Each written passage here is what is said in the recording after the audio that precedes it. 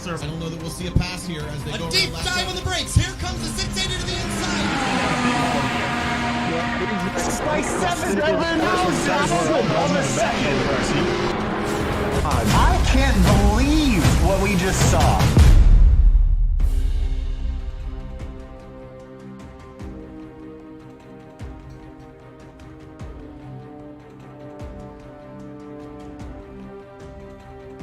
Two and a half miles, 3 different turns, 3 different challenges. The Pocono Raceway, also known as the Tricky Triangle, changes what drivers do week to week with standard oval racing.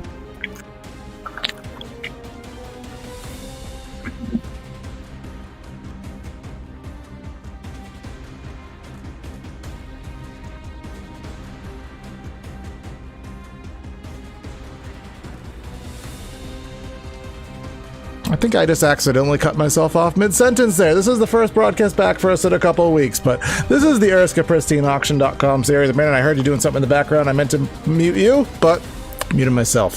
So, we get some rust to kick off tonight. We haven't been with us in a couple. We haven't been here in a couple weeks, but Brandon, we are ready here at Pocono for a night's worth of action with the ERSCA guys and the Xfinity cars. So, what are we looking forward to here tonight? Well, looking forward to these starts and restarts, Corey. You know, these are going to be absolutely chaotic all night long. You're going to see 3, 4, 5, maybe even 6 wide racing here off of these restarts, and that's where things get crazy at Pocono. From there, once you get through the starts and the restarts, it turns into a game of either tires or fuel here. And with iRacing's new tire model, I don't know exactly what the percentage of wear is or how bad it is, but Pocono Raceway, these guys carry a lot of speed into some tight corners, so it should be interesting. Yes, it will. As again, as you said, Brandon, tire wear is going to be a thing. Downshifting, braking, getting momentum off the 3 different corners. All 3 of those tasks are going to be challenges here tonight, and especially in the Xfinity car, where you do have that horsepower, Brandon, on these slower corners, especially turn 1. You really have to watch the wheel spin, but of course, turn 2, the tunnel turn, famous here at Pocono, very tight. You have to nail it because that wall on exit sneaks right out to bite you. Yeah, that it does, and one thing that these guys are going to have to look out for all night long, especially through that treacherous turn 2, as you said, Corey. Side-by-side racing is one thing. Excuse me, off these restarts, these guys really going to have to be careful. We see a 2x2 side-by-side racing battle is treacherous enough through there. Nevertheless, 3 wide off of some of these restarts down through the tunnel turn. Yes, that's going to be the case too, going into the tunnel turn. Then in turn 3, which arguably is one of the most difficult corners in all of motorsport, and the only reason we say that, not because of the complexity of it, just due to the fact that it leads you on to the longest straightaway, at least in the United States, very nearly 1 mile long. I think it's over 4,000 feet long, this the front straightaway here at Pocono. So that momentum will carry you all the way down, making that pass into corner number 1, which we do know, that's the braking. That's where the downshifting is going to happen. If we do see it tonight, we'll see what the different strategies are in that regard. But where we haven't been here in a few weeks, technical issues have, hit me and Brandon both very difficult. I had to do a complete system restart with no backup, and Brandon's computer is just, what is going on with your computer? Well, I'm still on the backup computer, so... Yeah, so things have been a little difficult here on the Sim TV team number 2, but happy that Kyle was able to help out along with a couple people last week. But we're back and we are ready. Scott Crump still your points leader by 13 over Tate Lytle with Josh Adams, Nick Massey, and Damian Leininger are the top 5. So those positions are kind of further cementing themselves in the top 5 in points. But Crump only has a 13-point lead over second, and a 14-point lead over third, a 16-point lead over fourth. So really your top 4, Brandon, and we've seen them in all the races we've covered. They're the guys to beat, and they're neck and neck here as we do close in on the playoffs. Yeah, absolutely right, Corey. And every position counts, as we know. So coming into tonight at Pocono, it's going to be interesting. these guys just gonna have to keep their heads on their shoulders and do what they know how to do, and that's focus on their race car and their driving. That's what they're going to have to do indeed. But what we do have to do as of right now is get ready for the starting lineup here as we are getting on the grid here at the Pocono Raceway. So let's give it to you, the SimTV starting lineup here tonight from the Pocono Raceway.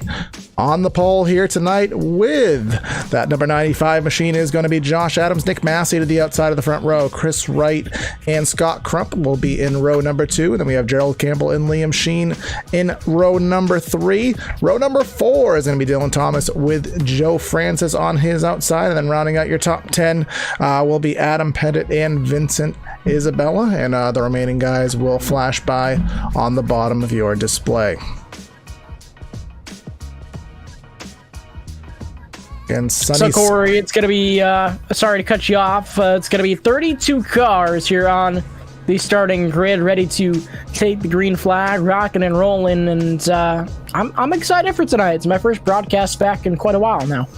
Yes, it is, and for me as well. Where we, we've been doing this for the better part of a couple months now, and then kind of getting thrown out of rhythm here. But we did get the news. Well, at least I got the news, Brandon. I'm not sure if you did. We are actually going to be covering the remainder of the season.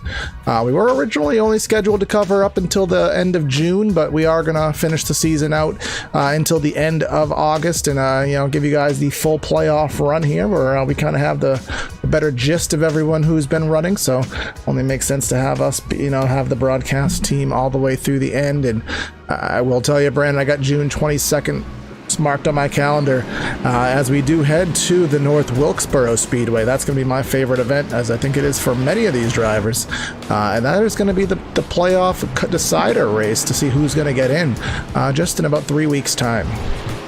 Yeah, that's one that I'm looking forward to as well. I have yet to see any racing here at North Wilkesboro on the iRacing service, so I'm really excited for that. And obviously I have not been in my normal rig here on iRacing the last few weeks now, so really looking forward to that race coming up. And as we focus on tonight, it's going to be 32 cars on the grid ready to take the green flag, Corey, as they pace around down through the treacherous tunnel turn all the way down to turn 3. These guys going to be flying down through here 180, 190, 200 miles an hour by the end of the front straightaway here under green flag conditions. Yep, your weather conditions very quickly just past noon here, sim time, 71 degrees in the air, 112 track, pretty slick track, and a pretty negligible wind conditions. As we come through corner number 3, as one of our old colleagues would say, quarters number 5 and 6. We'll kind of allude to that later in the race. But we're coming off here, turn number 3. What turn 4, as it says right on the wall? The Mustang pace car pulls into pit lane, and we wait, and here we are getting the green flag. Here comes Josh Adams to get us underway here tonight.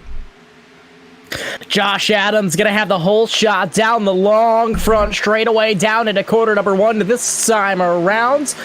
That 95 machine storming down into turn 1. He's leading the whole Hornet's Nest down there with him. That's going to be the 48 of Nick Massey right behind him. Scott Crump falls in line as well. Yep, everyone kind of getting themselves, marking their P's and Q's there off of corner number 1, heading down the Long Pond straightaway, the second longest straightaway amongst the Pocono Raceplex here. And we come through the tunnel turn, one lane here, traditionally through the corner, some bumps through the middle of it you have to be careful about. And the safer barrier on corner number exit sticks right out. So you do have to be very careful there, but everyone's maneuvering themselves quite well. Did you just pull at me and say corner number exit? I think I said it before, so I would not be surprised. Anyways, down at a turn 4, turn number 3 that time. It's going to be Josh Adams holding strong to lead the first lap here tonight at Pocono Raceway. But don't look now, Nick Massey right in his draft. And that's another thing we're going to see tonight here, Corey, with these high horsepower Xfinity machines. Even down this very long front straightaway, these guys going to be drafting off one another, trying to gain that ground. Yes, that is going to be very important. Kind of a good call there, Brandon, as they do go down the back straightaway here. Even on the front straightaway, there is that toe. So, again, it does allude to the point of getting yourself off of the corners very well so that you can take advantage of that. Take advantage of that toe down the straightaways. We do have to go into radio mode here just for 1 second. Again, first race back, do have a quick setting I do need to check there. And Brandon, if you can give some calls for just a brief moment. Nick Massey now has company back there from the 51 of Scott Crump. Crump trying to hold true into that third position. 24, that's going to be Chris Wright almost taking a ride off the outside wall that last time down at a turn 3 as the field feathers out down there, and all these guys flaring out, trying to fight for position. Single file racing throughout the top 5 at the moment. It's when you get just outside of that top 5 is where things start to get a little bit treacherous and a little bit racy back there. I see that 4 machine back there as well, trying to fight for position, and that's going to be Vincent Isabella to the inside of the 50 machine of Joe Francis. Francis trying to hang on to that position that time out of the tunnel turn, and he'll make it work on the outside. Should be good now, as far as I gather it. Just again, first race back, and no matter how many times I think I have the settings right, something manages to be forgotten. So should be good now, though, as we do come and complete lap number 3 here at Pocono. Take a lap number 4. Still about that 1 car length lead for Adams coming into corner number 1 here. You can see a little bit different line there from Nick Massey, running that higher groove and seeing if he can get that apex and get the cut down off of the corner to get the run down corner number 2. Does not able to do that, but you can see the top 2 separating out. Scott Crump sitting there about 0.8 of a second back in 3rd. Chris Wright hanging back in 4th, and Gerald Campbell in 5th, Brandon. Kind of something that happens here at Pocono very often is, you get yourself into that bubble, into your own little zone. It does spread out here quite a bit as the race progresses. That it is, and one thing that I'm kind of surprised by so far, Corey, is how close everybody is still running to one another. Even all throughout this field, even up within the top 5, as I'm seeing Damian Leininger under fire back there from the 6 machine now, as that's going to be Chris Worrell looking at his inside this time, and proving my points is, we look at how close everybody is together still, and that's going to be a huge part of everything that goes on tonight, especially with this draft. And it's easy to see that it's going to end up being this way on fresh tires. As the run progresses, I assume everybody's going to be able to spread out just a little bit more, but this draft really keeping all these cars together at the moment. Yes, it is indeed. It's going back, trying to see some stuff going on the racetrack right now. Gerald Campbell is closing in on the 03 of Dylan Thomas. Dylan Thomas has that nice patriotic scheme there in the 03 Camaro. Looking nice. Couple cars back. Do have the number 4 of Vincent Isabella. Just made a pass on Joe Francis in the 50. And Brandon, what we know about Joe Francis is he traditionally gets the run later in the race. He's not one to really get that run early in the run. We always see him kind of mid-pack, and somehow at the end of the race always finds himself in the top 5. Yeah, absolutely. He's really good at being able to conserve those tires and make it through a run, and that's really key for any of these drivers out here to survive at any of these long distance races or longer distance races. It's just being able to keep those tires as fresh as you can and not putting too much heat through them. You don't want to get that cycle going too much, that just automatically puts you on top of all these other drivers on a long run. And who is that? The number 4 machine of Isabella, trying to get to the inside of Liam Sheen. Sheen kind of threw the block on him just a little bit, and that did cause the 4 to lose a little bit of momentum there off of corner number 3, nearly in the fence on the exit of 3, headed down the long front straightaway. Liam Sheen hanging on to that position right now as all of these guys are still holding strong. I see Lowry back there trying to gain a position. That's going to be the 22 of Kenny Lowry. Chris Worrell going to be to his outside. Now that battle settles out. Put the 22 up one more position up into that 11th position now is Kenny Lowry. And it was at the number 6 machine of Chris Oh, Worrell look to out. the inside of Lowry. A little bit of contact there in the tunnel turn. Everyone saves a good bit of driving there by both of those drivers. That was a huge wobble that time down out of the tunnel turn as there was contact between the 22 and the 6. And Lowry, impressive driving by both of those drivers. Lowry, I thought for sure was a goner up onto the outside wall, but he managed to keep it off the wall. He kept the car straight, and we stay green flag racing. Yes, we do. And again, I do apologize, folks, but we are going to go to a brief commercial here, not because of the racing, but just because there is something that I do need to fix. Again, first time bugs here on a new system. So we'll be back with you in about 2 minutes time. Stay with us.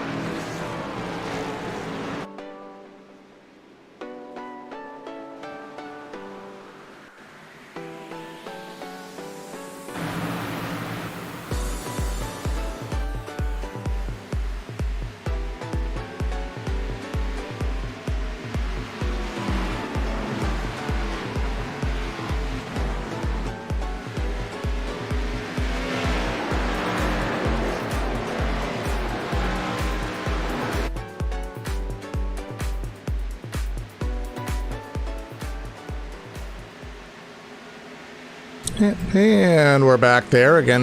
You may have noticed the bottom end of the ticker was not working appropriately. Was able to fix that.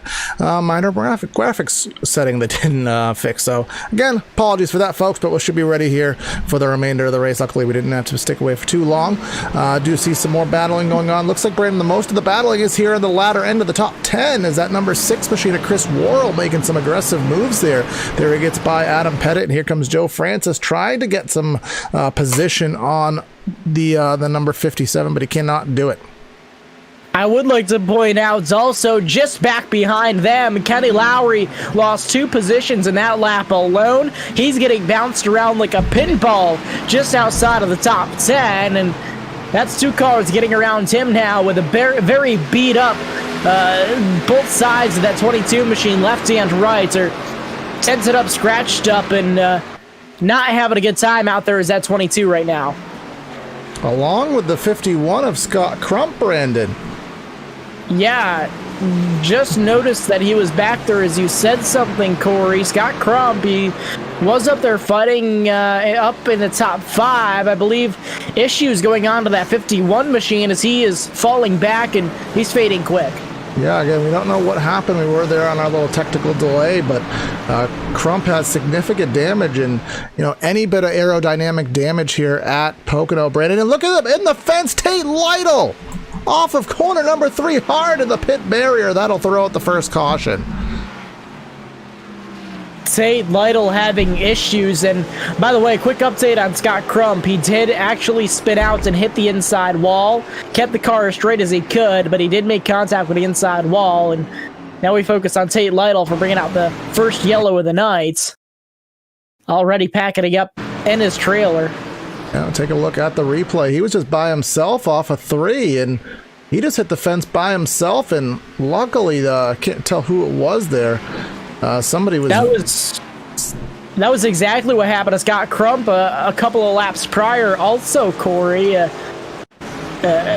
second verse, same as the first. Crump got the outside wall and shot over to the inside. Just lost control of that race machine, and unfortunately for Tate Lytle, it was almost a head-on hit and very significant damage. Yes, it was, and again, just completely just running by himself and, just got himself into the fence. I don't know if he just got a little bit checked up because of the guys in front of him. That was the 9 machine that I want to get a look of right there. That 9 machine did a fabulous job of getting through that. It was Brian Dorsey. But we will have to transition back to live action as these guys will potentially be headed down pit road.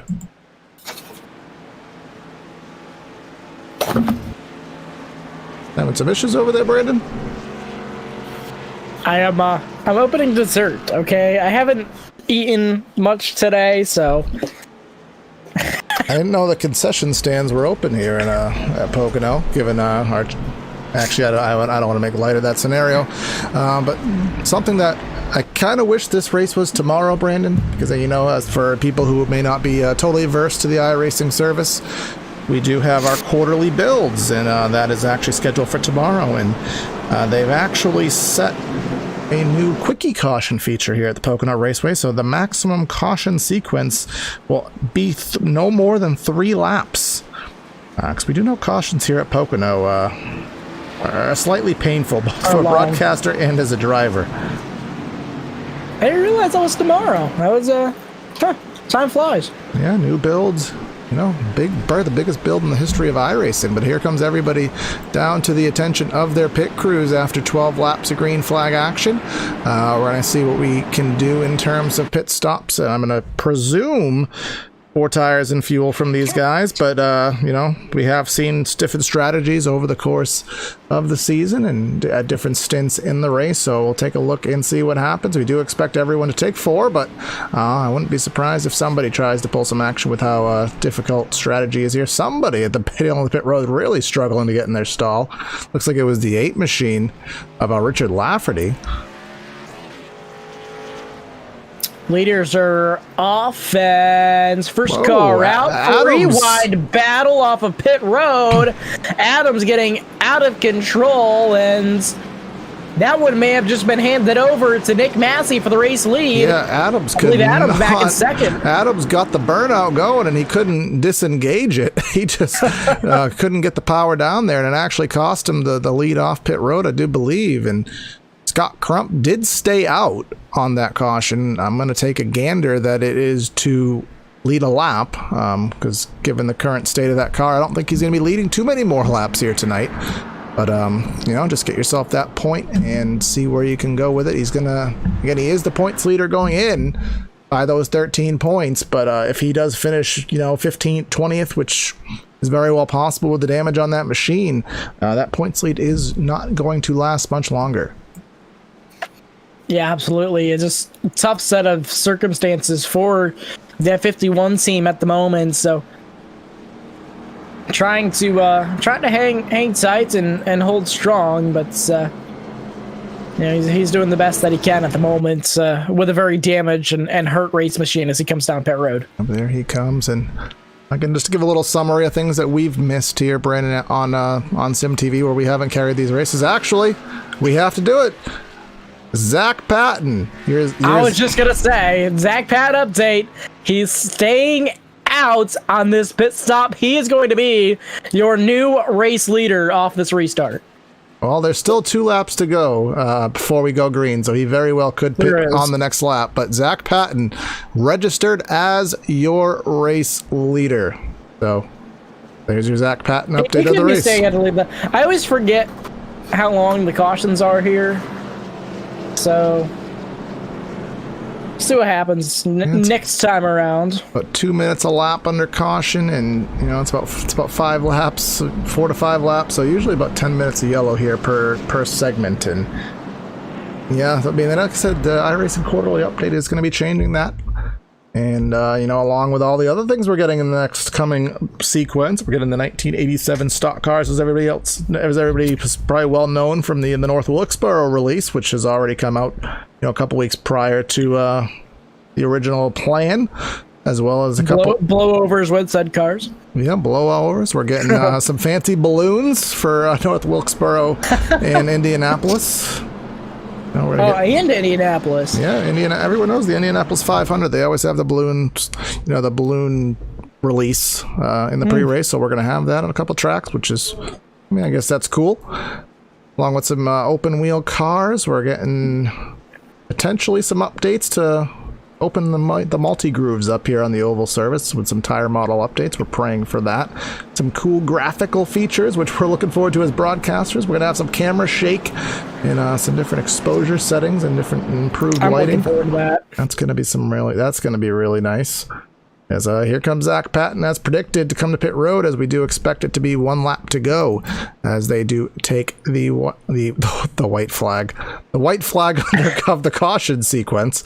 It'll be to be fair, on a dirt track that would hold true, at least in the Northeast. The white flag of the caution sequence. Yeah. So us around here, we give the white flag when it's one lap to green, while holding the folded caution flag in the air to signify I want to go. We just do things differently around here, okay? Well, if it bails me out of being completely incorrect, then I suppose I'll take it. Yeah. Oh, and that's actually another thing. Speaking of race control features, is we're actually getting proper drive-through penalties, which we haven't. Which right now in iRacing, the closest thing to a drive-through penalty is a stop and go. So we'll actually have a proper drive-through penalty for speeding penalties, and those can be manually assessed. So a lot of good things coming in this build, and a lot of it will pertain to this league. And tire limits, going to be a great thing, Brandon. I don't know if they're going to implement it in the league this season, but it's not just going to be pit every caution. You're going to actually have to use your noggin to save the limited set of tires you have in the pits. That you will, and I'm really looking forward to that as well. A lot of really cool things. New damage model to the Cup cars, I believe, also. Yep. There's some juicy stuff coming, Corey. Yeah, there is indeed some juice coming as of tomorrow, and you'll see some of it on the next broadcast, but we still have plenty of racing here to go tonight. We're only 15 laps in here at the Pocono Raceway for the FanDuel Mazda 200. I don't think we're actually quite at 200 miles with the 70-lap race distance, but whatever that mile sequence does calculate to. But here we come off of corner number 3 at Pocono Raceway for the second time the Mustang pace car pulls into pit road, and we're getting ready for a restart, and here we go. Nick Massey leads the field down the long front and straightaway. They fan out. They fan out. You see them 3-4 wide down into turn 1 this time, and everybody trying to get sorted out before they have to find the racing groove here. And as everybody so far so clean down into turn 1. Yeah, they were. I don't know, someone in the middle of the pack didn't get going there, so everyone, as you said in the pre-race, Brandon, 3, 4, 5 wide, just trying to find some space, seeing where you can go with it.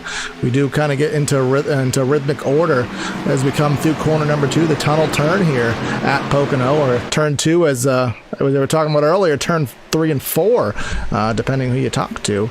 Eventually 5 and 6 here. Well, in fairness, you think of a standard oval, a Charlotte, you call it 4 corners, but logistically it's only 2 corners. But we segment it apart. As someone's in the fence there, I think that was Dylan Thomas off of corner number 3. But Pocono, yeah, I do believe it was. But Pocono, it's 3 physical turns, so why don't we label it as 6 turns, per how every other oval is dictated, so... Because this isn't an oval, it's a triangle. So 1 and 2, that's where we are right now. We're heading into 3 and 4 as the tunnel turn, and then 5 and 6 is the flat one to complete the lap. So a lot of people, drivers, will actually reference that to their crew chiefs as a way to, further dictate to get the car the way they want it, to further figure out, where specifically you're having the trouble. So, driver preference, team preference, but regardless,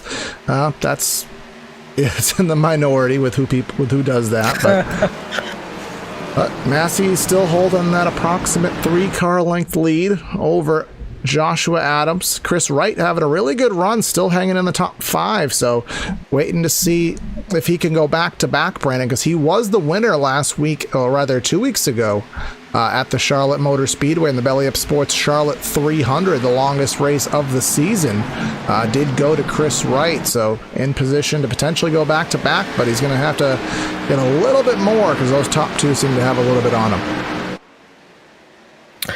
Yeah, absolutely. So everybody tried to battle it out for where they can get it. Chris Wright, as you said, back there in that 3rd position, and may have company coming up from Dylan Thomas here soon. That 0-3 slowly starting to close into the back bumper cover of the 24.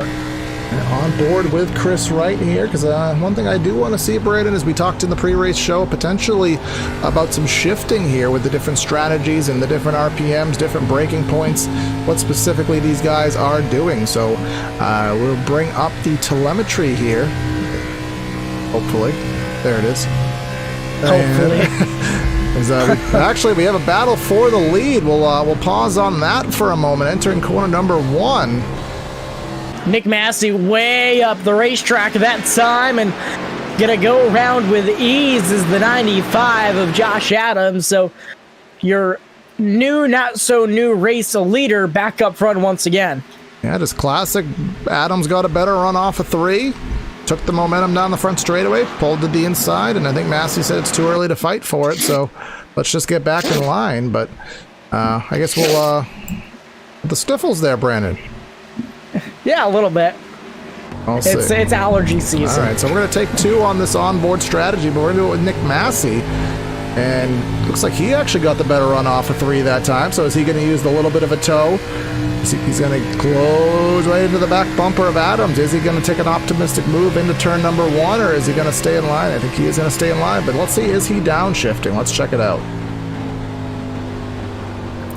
RPM's down to about 5,700, but he does keep it in high gear, so that's typically the corner where if there is downshifting, that's usually where it is going to be. But I guess this setup has a high enough gear that they're keeping enough revs to avoid having to do that. So these guys cruising around the Pocono Raceway right now, 20 laps into a 70-lap event, so lap's actually going by pretty quick, Corey, and these guys just using their heads and making sure that they keep the thing straight, as we've seen a couple of guys already have issues tonight. That's Gerald Campbell at the distance there, taking a look to the inside for a position that's of Chris Worrell. Worrell was making some good moves to get into the top 10, got himself into the about 6th, 7th position, but now he's starting to lose some spots. Here comes Joe Francis, as we do have a car sideways. That's Jake Finch in the 23. I think he saved it. Caution is out. He stopped at the bottom of the racetrack on the apron. And he chose to go pull right to the pits. I didn't think there was anything wrong with the car. Apparently, well, he knows better than us, but let's check it out on replay.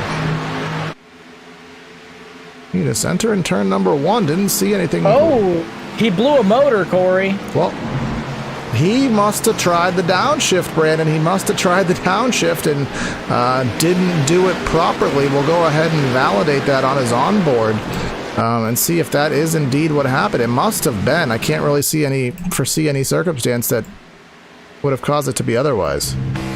Actually, it's not going to show us here with the telemetry, but we'll be able to hear it. Yep, that's exactly what it was. You saw the rev spike there.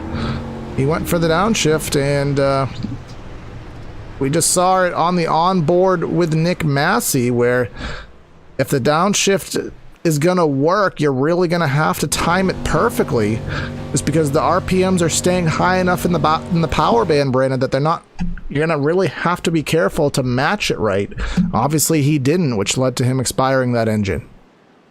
Yeah, absolutely. That was a huge spin, and kicked those RPMs way up and broke those rear tires free, which is why you saw him go around, and then on top of that, letting that motor go at such a high RPM, it just could not handle it, probably blowing the piston right out of that thing, and unfortunate way to end his night. So that is now 2 drivers back behind the wall.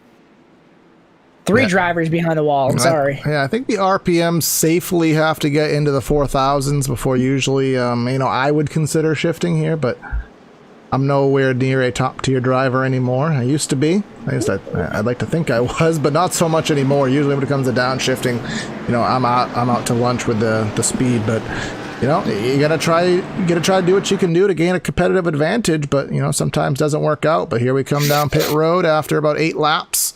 Everyone is coming back down to pit road, and very likely for 4 fresh new tires. So we will see if there's any strategy. Anybody staying on the racetrack? Doesn't appear as such as of now.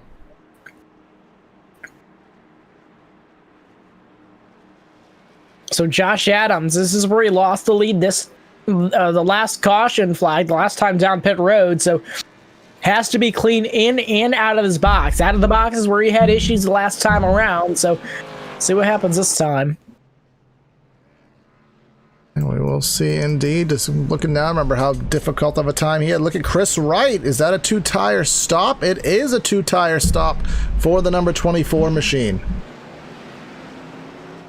Oh, Joe Francis having issues. He goes around on pit road. I think he kept it out of the wall there. But he's going to fall all the way to last as everybody has to get by. And he's still stuck there. There he goes, putting it into reverse gear. But I can't say I've seen that too often on pit road as a single car mistake from a driver, but same issue that I think Josh Adams had. He just tried peeling out of his box. He couldn't get the car to unload, and it just ended up going around. Even off of the throttle, the tires still wanted to spin. Kendall, Noah, I think that's a big product of cold tires also, Corey. Yeah, just no grip with the air pressure that they have in them. Yeah, no grip, and it does take, roughly a lap or two to get them up to speed, so obviously just doing a little burnout will help, but doing that burnout, you're kind of out of control in the process. But, Brandon, we do have Kendall Noah Player in the 94 machine, number that I am quite partial to. He is leading the race right now. We'll see if it's for the point, or we'll see if he's going for it. Myrtle Beach Speedway. On the rear bumper of that car, Brandon. I don't know if you've heard the real world news, but Myrtle Beach Speedway actually going kaput at the end of 2020. It was announced on the internet a couple weeks ago. They're going what? Kaput. Kaput? Nil. Done. Nada. Zilch. It's closing. The same one that we have at iRacing, right? Yeah. This Myrtle Beach Speedway in South Carolina. It's going the way of likely going to turn into houses of rich people who complained about a racetrack, even though they moved right next to it, or it's going to turn into a shopping plaza that'll empty out in about 3 years. But that's really unfortunate, actually. It is really. It's a very unique track, and actually very unique. They were just actually there 2 weeks ago. In fact, ERSCA for their All-Star race had a couple big drivers there: JJ Yaley, Jeremy Mayfield. Landon Huffman was there, so it was a big night with a lot of money on the line at Myrtle Beach. Quite the unique track. Dale Jr. used to race there in the Busch Series back in the late 90s, early 2000s. Ricky Hendrick, I think, actually won a race there. A lot of history behind that racetrack. And going down south, going the way of the Wilkesboro. Hopefully, and that was one of those very old style, unique racetracks. Also, is just very asymmetrical, kind of built around the lands type track. Yeah, it's not completely leveled out with lasers and down to the millimeter symmetric on each side. It's just a guy had a vision and he had a paving machine and he drove it until it looked like an oval and it wasn't, but that's what gave it the character and the uniqueness. So.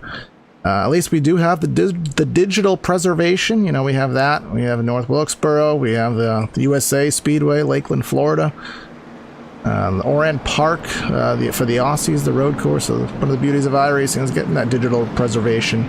Rockingham, unfortunately in this day and age. So, but let's see. One track I really wish iRacing could have gotten the rights to was Texas World Speedway as well. Yeah. But I know that track is well beyond the points of being able to scale. It was only in the past 2 years. That track, the oval wasn't really savable, but the road course was still used for club racing up until this past year. But finally getting, grazed down. But sad to see, but luckily we do have the virtual realm to preserve some of these and past memories. But we do have a race, and we are down to 1 to green, so it's going to be Kendall Noah Player. He chose to stay out, Brandon, and that's on 10-lap-old tires. We haven't paid too much attention to the lap times yet tonight to know what the actual degradation and the slowdown is going to be.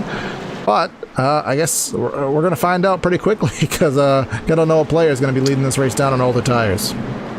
I have a feeling that these guys have been paying attention to the lap times out here, Corey, and just maybe noticing that there wasn't too much fall off, because that's no tires and 2 tires out on the front row still pretty early in this race. Yes, it is, and especially surprising for the 24, where we know he's a top 3, top 4 car on speed. Maybe he just knows that it's just going to be that difficult to pass that you know, I'm going to put myself in that situation where I'm going to have the older tires and, you know, hopefully able to hang on to the lead over Massey and Adams. But, you know, they're going to be directly behind him. I don't know if he kind of thought there'd be more people taking that strategy, but, well, we'll find out how it does work out as we do close in on the halfway point. We're 25 laps in. Halfway will be at the 35 lap mark, so we'll see how we get there, and maybe we'll have some green flag stop. Maybe it'll go green. Maybe we'll have a big wreck. We'll see what happens. Brandon will take us down for this next restart. The fields behind the iRacing official pace car, the Ford Mustang pace car, getting ready to drop down into the safety of pit road once again. It's going to be Kendall Noah Player leading the field to the green flag. Pace car is in. Chris Wright to his outside. They're on the throttle. Green flag is in the air once again. The 24 did not get the start that he needed. That's 3 cars getting stacked up bumper to bumper. Yeah, Barney throws that green flag, and I don't think the 24 was totally ready for it, but that's going to give Massey the run to the inside. We'll see if the 24 can hang tight on the outside and keep that momentum built up off of 1. He's going to try to remain side by side off of 1, but I think Massey's going to try to go 2 for 1, try to go for the lead down the long pond straightaway, but I think the momentum's not going to carry with him. It's going to be a side-by-side battle down into the tunnel turn, and... Oh, Massey gets loose! 3 wide off of 2. Unbelievable 3 wide racing. They make it work down on a turn 2 that time around. Chris Wright fighting to the inside on 2 tires. Trying to go for the race lead. Kendall Noah Player still holding pretty strong to the outside, but here comes Josh Adams now in the 95. The 2 tires hangs on to lead a lap. That 94 still hanging on the old tires in second, so the degradation's not too terrible, but it's going to give the 95 the key position to the inside for third. He's going to try to push right through the deal. Wright's going to take the lead handily, entering turn number 1, and that 94 I think is going to fall back now that he's in the dirty air. That he is, and, well, one guy that's still holding strong up front, Chris Wright, 24, Corey. Yes, he is, but he has a hungry and fast number 95 of Josh Adams, our pole sitter here tonight in the number 95 ProTech Camaro. Look at the run that the 24 got off of 2. Actually pulled him by about 2 or 3 car lengths. Yeah, he did. That's really surprising to me, and that shows that these Goodyear tires are really holding strong here at the Pocono Raceway. Look at them, 3 wide through corner number 3. The 84 clips the grass and gets loose to 3 wide with Leininger and Pettit. Unbelievable racing here off of this restart so far, Corey. These cars just fanning out all the way down the straightaways here, and everybody trying to fight for position, almost contact with the Ford machine that last time down into turn 1. Everybody makes it work so far. Caution flag is in the air. And let's see where Chris Worrell in the 6. He was having such a good run earlier in the race, making some moves to get himself into the top 10, but now he finds himself bumperless in that number 6. Let's take a look on SimTV replay and try to figure out what happened. He had help. He had a lot of help. Do you say he may have had some help? Oh, no, not may have. He had help. All right, we'll take a look from our chopper cam here. Whoa! 86? What happened, brother? I'd say he had and help. the 46, Kyle Hanshaw, he gets involved. Joe Francis kept it off the wall barely. I think he might have popped a tire in the process. The car kind of jet to the top of the racetrack there. But yeah, that was that was a thing. Yeah, I think the 86 just quite simply locked the binders up. And I think he had a plan going to the inside, and that gap closed quicker than he had anticipated. And next thing he knew, he was on the apron with no banking to hold that race car in, and I think that's what drove him up the track. Obviously, I mean, to me, that looked nothing intentional. No, not at all. It's just, sometimes it was just a thing. That's all. You think that you have enough brake. You think that you're going to be able to drive it in that little bit deeper into the corner. You think that, all right, I've gone in at the 2 marker every single time. Maybe I could try about $1.75 on the braking marker. And you learn that extra 25 feet isn't going to be there. It's not going to work. So, and unfortunately, in this case, a couple other drivers had to find out the hard way with him. Well, Chris Wright learning learning pretty well as the rest of these guys. 2 tires works pretty good here. Yeah, so far anyway, so. At least for the short run. And Brandon, effectively, I don't think we've really gone more than about 10 laps so far. So, you know, if we go another 5-6 laps, have a yellow, everybody pits, he stays into the lead. But the question is, we know we have 1 heat cycle on the tires now, so that left side set is, you know, it's going to be on its 3rd usage, and is. Oh wow! Look at this. We're getting snookered. We're getting snookered. Looks like the 94 Kendall Noah player is going to bring essentially the remainder of the field behind him into pit lane. It looks like here. It looks like we're going to have roughly 8 drivers, I believe, staying on the raceway. So Chris, boy, they all tried to juke more than a jukebox. I thought you were going to say a running back, but I guess because, you know, they actually juke. But yeah, we'll go with that. Jukeboxes don't juke. I guess one would have to define the word juke to fully just answer that question in its entirety.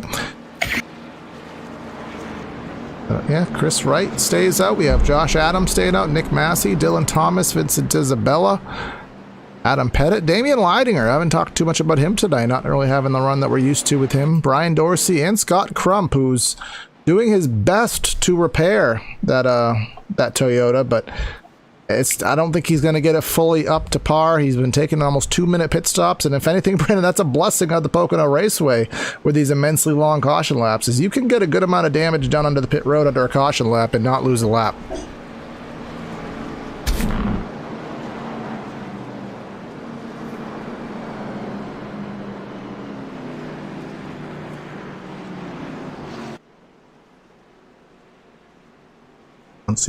Once we get everybody out of pit road, we'll do a little bit of a through the field rundown, and as we more or less are at the halfway point here, just 5 laps shy of that, do have 3 drivers who have already called it quits, and about 2 drivers who very likely will be calling it quits. Liam Sheen, Tate Lytle, and Johnny Parham.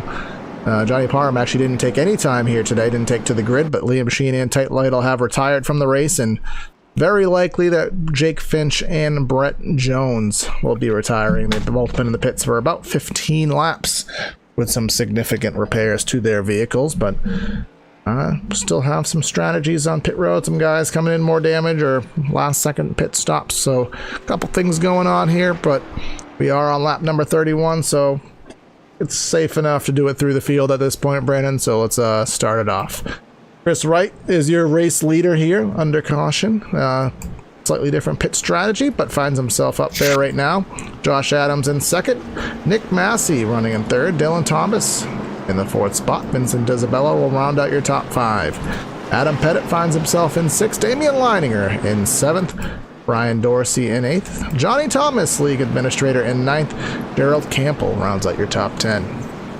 So far in that 11th position is going to be Kendall Noah player.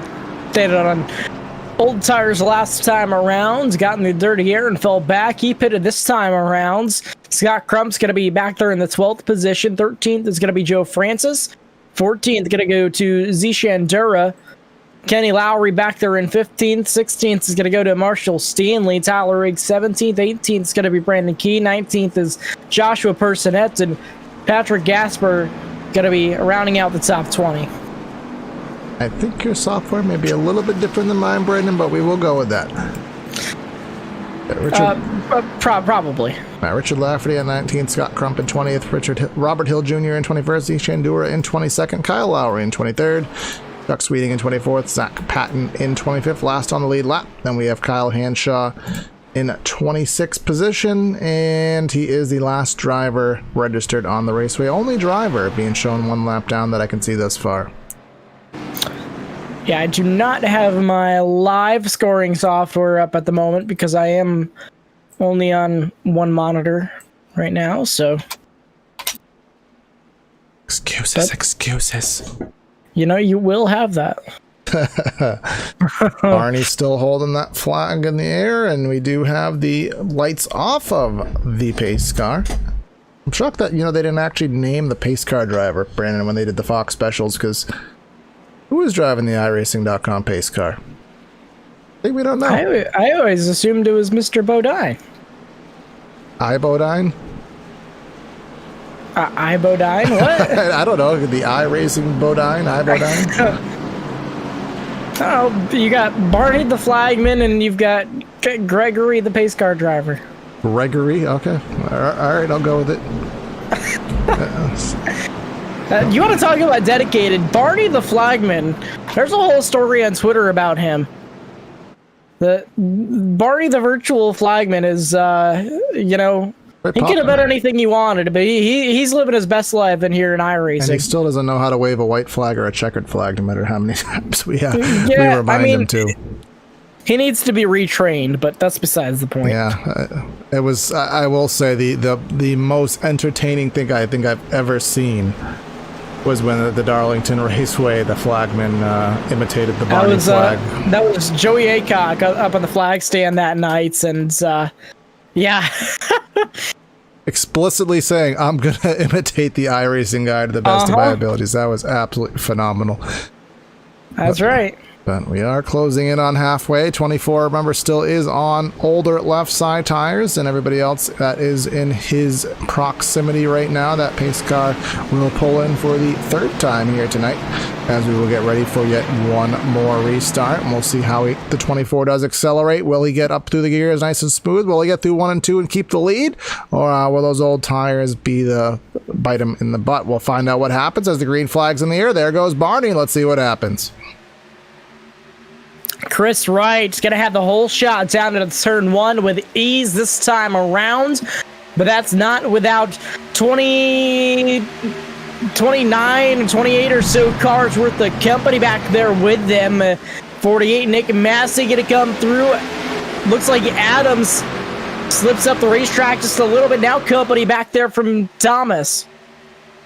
Yeah, Dylan Thomas in the 0-3. He's been slowly working himself up through the field here thus far, but that 57 Adam Pettit, a little bit of a send in the corner number 2, trying to make something happen there. Wasn't able to do as such, but Damian Leidinger, we can never forget about him. He is a top 5 quality driver, not so much having the greatest run at Pocono, but trying to get through it as best he can. He does have some company behind them.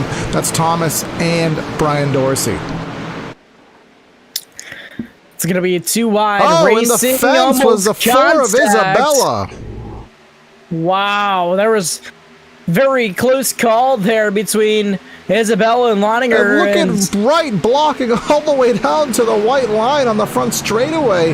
Massey goes all the way to the top of the track. I think he was trying to get a run up and down on the exit of one. If anything, that just opened the door for Josh Adams to try to go side by side, but does have to fall back in line. 95 unable to do anything that time around. They head down into the tricky tunnel turn. Chris Wright holding strong out there. Still, again, 2 tires. They have 1 heat cycle through them already. Still holding true out there on that 2 tire. We'll have to see as this run progresses, but Nick Massey still right there on his rear bumper. Now Adams possibly has company. Yes, he does. Look at that 0-3 machine of Dylan Thomas. He's showing himself something right here as we take the halfway lap here at Pocono. Halfway down, halfway to go. 35 laps complete out of the 70 on the books. Power move to the inside. Is he going to get hard on the binders in the braking zone? He is going to back off for now. 4 cars under a blanket for the lead. That's the 0-3 Thomas hitting the yellow line there, washing up the track. So top 4 drivers sitting under a blanket right now, and well, Adam Pettit's back there with Damian Leininger watching all this unfold in front of him. Those 2 are slowly but surely starting to catch up to the top 4 as well. Brandon, I just got some clarification in chat. We saw one of our cautions where Brent Jones downshifted and spun himself out. Apparently it was not intentional. Some kind of a technical glitch there with the transmission, put him into gear incidentally, throwing it around. He is going to try to get back out on the raceway later on in the race. So unfortunate break there. Transmission or shifter issues for him. I mean, how many times have we heard that with steering wheels coming undone, seat belts coming undone, shifter knobs coming off? I know Jail Jr. had to shift with pliers at one race in the recent past. So, things kind of happen, virtual and in the real world. But look at off of corner number 1. That was Damian Leininger stalking the back of Adam Pettit, but just can't get enough of a run to the inside. He has a whiff, but I don't think he's going to go for it. We'll see. He is going to go for it. Oh, wow. Full send. Number 12, Leininger down through the tunnel turn. He makes it stick. A power move from Damian Leininger that time through turn 2. He's going to get himself up into the top 5. And the battle for the lead, Brandon. 3 cars within 1/10 of a second. That 24 is holding him off. He is holding him up, though, as well. He is slower than the 3. I think he's definitely holding him up, but they're slower. He's slower at the right points through the center of the corner, Brandon. That's what not allowing Massey and Adams to get on the loud pedal where they need to, and they can't get that run down the straightaways. Yeah, he's taking a little bit higher entry into the corner, and he doesn't quite have that momentum through the center of the corner, but it's right, like you said, Corey, right at that right point. They can't find a way around him. The most frustrating thing as a following driver, rather, is when you're faster and you get on the throttle, but you're in a 1-lane turn. You can't go high, you can't go low. The only thing you can do is back off and kill your run, and that's pretty much what Massey's doing almost every lap. Oh boy, he got real close to the back bumper that time around. I thought he was gonna give a "Hey, how you doing?" to him, but nothing yet. And it is still, 38 laps into a 70-lap event, so yeah, there's still quite a ways to go. Yes, there it is. You can see Howard on the brakes there into corner number 1. That slightly higher approach. He's trying to cut to the inside. Maybe a little bit of dirty air. Maybe just a little bit of tire wear. Can't get to the back bumper, but he did get a little bit of a run there off of corner number 1. He's getting close using the draft through the long pond straightaway, but just can't get close enough to make a power move. So these 3 under a blanket, and unbelievable how close they've stayed, Corey. Just these 3 drivers all night long, and even every week, we see these guys up towards the front, but they're all putting on a show. As Massey got a little bit of the grass there, made the race car upset. He lost a little bit of ground, but catches right back up down the long straightaway with help from the draft. Yeah, and it's if you're Chris Wright, I mean, this is exactly going the way you want to. Actually, no, it's not, because Massey found the momentum, found the opportunity, goes to the inside through the middle of 1, but I don't think he's going to have the run off. He's not going to have the run off. The 24 will get the power run down the long pond straightaway. So he had the opportunity, but just couldn't get the power down was Massey. And now he's going to have to do it all over again. Oh, that's so frustrating, too, for Massey. You were talking about frustration earlier, Corey, when you're faster and you just can't find a way around. How about when you're to his door and still can't get around the driver? Now, full sends and couldn't quite clear. Now he will, because Adam sneaks his way underneath the 24 as well. Yeah, the 24 tried his hardest to stay to the right rear, just was not able to do so. He's going to end up going from first to third there, which I think we predicted would happen, but he was able to hold on a little bit longer than I think either of us thought. He's not done, though. Took a look on the inside of Adams there, but now can Adams make a move on Massey is the question. We're about 17 laps into the run for these guys on the older tires. And then our fresh set of tires from the run prior, Johnny Thomas in the 83. He's currently in the 7th position, and he's actually taking a gander for the 6th spot right now, taking a look under Dylan Thomas entering the tunnel turn. Johnny Thomas trying to make something happen there to the inside. He gains 1 more position back there on Dylan Thomas, and that'll put Johnny Thomas up into that 6th position.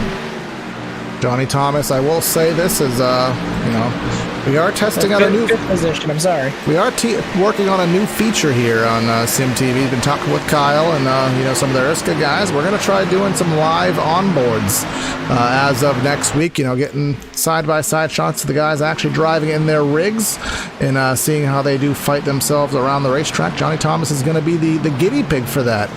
So, kind of fancifying it up here on SimTV as best we can. We'll have probably a couple drivers. That's some real fancy stuff. Yeah, I actually have a beta that I've been working on. I just didn't show you, Brandon, but we do have a virtual in-car working. I see. I'm getting left out.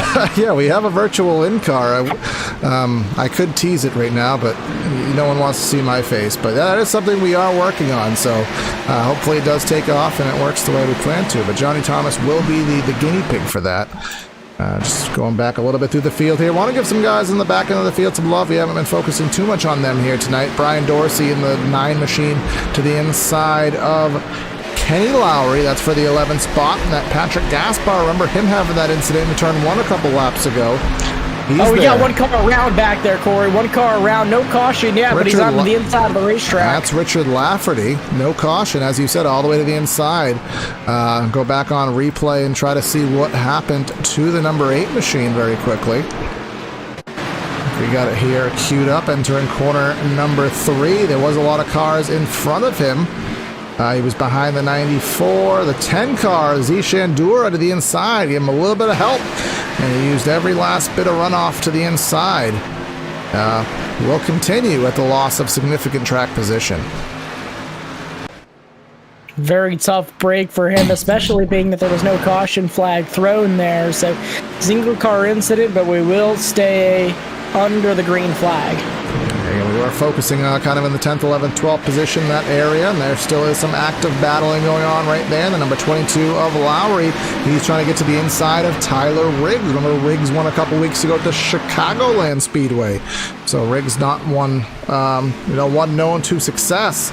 Not so much here at the Pocono Raceway as he's struggling to hang in the top 10. Brian Dorsey trying to get to the inside, as well as Patrick Gaspar hanging back there, about 10th through 13th positions.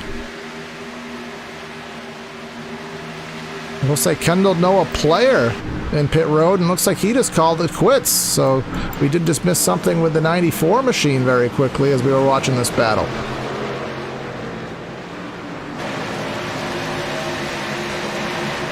Joshua Personet 3 wide with Joe Francis and Marshall Stanley.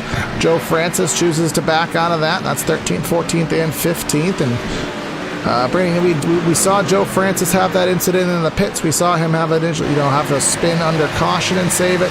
Not the run, that 50 that we're used to seeing him have. But he still does have a clean car, and he still does have about 25 laps. So if we do have another caution, maybe he'll get himself back up there, but definitely not what we're used to seeing out of the 50.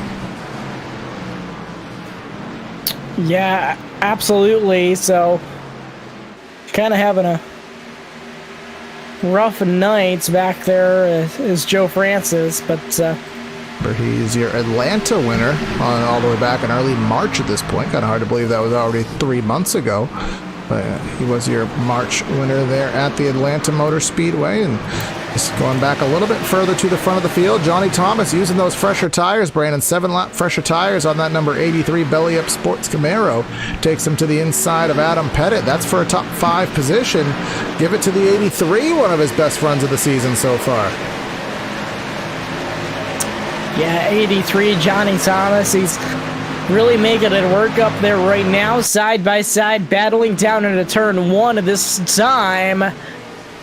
And I do believe he will have the advantage, and that he does. Manages to complete that pass, and now all the way up into that 5th position once again is Johnny Thomas. Now he's got his eyes set up ahead of him, about a half a straightaway ahead of Damian Leininger. Yes, it is, and referencing up front, now that Massey has the lead, he was able to pull out by about 0.6 of a second.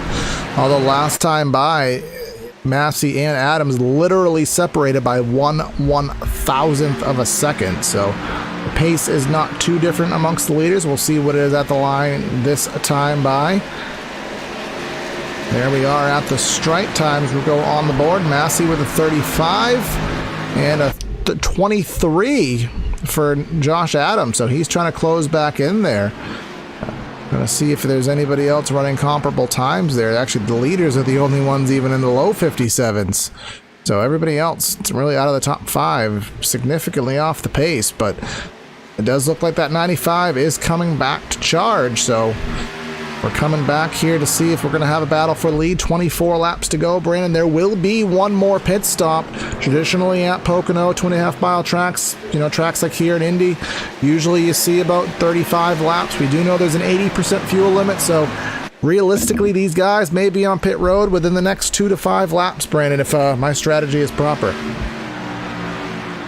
Yeah, it'll be interesting to see what kind of strategy may or may not unfold here as well. So As long as your math is correct, Corey, I'm trusting you.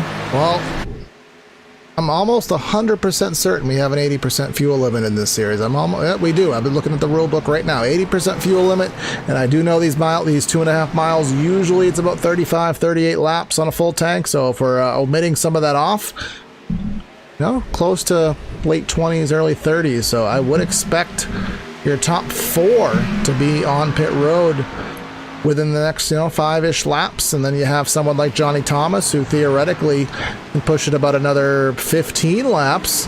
Either way, that's not going to be going all the way to the checkers, but again, that's going to be tire strategy, lap times, fall off, all that coming into consideration. So Nick Massey, Dylan Thomas and Kenny Lowry side by side, nearly some contact there through corner number 3. Lowry really washed Thomas up the racetrack there. That puts Lowry in the 8th position. Patrick Gaspar sneaks into the 9th spot. That puts the 03 back to 10th, and Vincent Isabella. See what happens, Brandon, when you don't get a good run through 3. You nearly lose 3 positions. Oh, look out. Wow, Dylan Thomas nearly doored that 4 all the way down into turn 1, and Vincent Isabella manages to come by for position now, but Dylan Thomas is going to try to peek to the inside once again. Now at his quarter panel, trying to get up to his door, now at his fender, and to his inside down into turn 2. It's going to be side by side, a close call off the tunnel turn once again. Yeah, I think the 4 got a little bit loose on the brakes into 1-2. That didn't really help causes, but these guys are going to continue battle and go side by side for the spot. 03 clips the grass. Oh, look out. 03 clipped the grass there on the entry of 3. Ends up taking the spot over the 4 in very interesting style, as we do have our first taker onto pit road. That's Brian Dorsey in the 9 machine. He was running roughly in the 10th to 12th position, give or take a few spots here and there. So first blood drew on pit road, but we'll see when it's going to be drawn out of your leaders. So Vincent Isabella still back here battling, by the way. These guys were starting to get rough. And look at the cartridge behind him. The 25 gets hit. And he saves it. The 25 gets hit off the bumper. I believe the 84 does manage to save it, and we do stay under green flag conditions. Unbelievable save. So we are staying green now, 3 wide. For position, Dylan Thomas backs out of it. And now here comes Vincent Isabella to pit road, as well as Lowry. And Johnny Thomas. Oh, and look at Isabella sideways on the entry to the pits. Locks him up. He's going to lose a ton of positions. But interestingly enough, Johnny Thomas, who had the freshest tires of anybody in the top 5, is going to be the first of the top 5 to come to pit road. So all these guys starting the green flag pit stop cycle. The big one's going to be when your leaders come down. It's going to be Nick Massey. All eyes are on him. And he has... Sure, everybody going to try to play the copycat strategy to see what that leader does. Nick Massey normally pretty on point with his pit strategies, so as well as Josh Adams. And I will say, I mean, as you can visually see, he has pulled away from Adams once more. He was a little bit further. He was losing that lead. Adams was closed into about 0.3 of a second. Now back to nearly a second as it does push through, and we are having more and more takers down the pit road right now. Damian Leininger, Adam Pettit, Dylan Thomas. So that is a couple guys, mid top 10s coming to pit road, but we still wait for your top 3. Chris Wright, remember, still on those old left side tires, and he's only actually fallen 2 seconds off Brandon. So this strategy actually pretty well working for him. It would be probably most advantageous for him to come to pit road before these guys try to use that little bit of an undercut to gain some of this gap back. Yeah, absolutely. So see what happens this time by, as if we do have any takers. At least of your top 2, and the answer to that is no. Top 3 will all remain on the racetrack. Gerald Campbell coming off corner number 3. I almost said 4. Oh, here's a couple takers down pit road. We got Robert Hill Jr. bring some company with him. In front of him actually is Kenny Lowry. And look at Scott Crump doing the best he can, still on the lead lap. And he's, I mean, due to strategy at the moment, he is in the top 10. And just looking at the lap charts, Brandon, I mean, Massey running a 57.7, a 58.1 for Crump. He's gotten that car repaired very well, and he's within a half second of your leaders, but that kind of pace is pretty comparable to a lot of the top 10. Yeah, I was keeping an eye on that earlier, Corey, and he is getting that car repaired up pretty good, so being persistent, as I believe Josh Adams just came down pit road. Yep, that is a true statement, and that is actually going to do a lot of good for him if he can get a good stop and use that one lap to his advantage. And you have to almost be 100% positive that Massey's going to come to pit road this time by. The drop-off in times is roughly 1.5 seconds, 2 seconds, depending on the driver. So each lap that Massey stays on the speedway, he is losing, you know, that 1.5, 2 seconds to his competition. So effectively not going to have a choice but to pit this lap, as will Chris Wright, I have to imagine. Another thing about Pocono, Brandon, is it is such a big track that you do pit, and as long as you're within distance of the leader, you do stay on the lead lap here. So it's not a track where you can get a lot of the field trapped a lap down, as here comes Massey to pit road. So Massey down pit road. And Chris Wright. Yeah, but even through all these guys coming to pit road, Brandon, we still have 23 guys on the lead lap. So as I said, these laps are so long and the pit road is fast and relatively short here. So you don't really you don't put people a lap down here. So if you pit, you're going to stay on the lead lap. If a caution comes out and you didn't pit yet, it's actually to your disadvantage rather than your advantage at most tracks.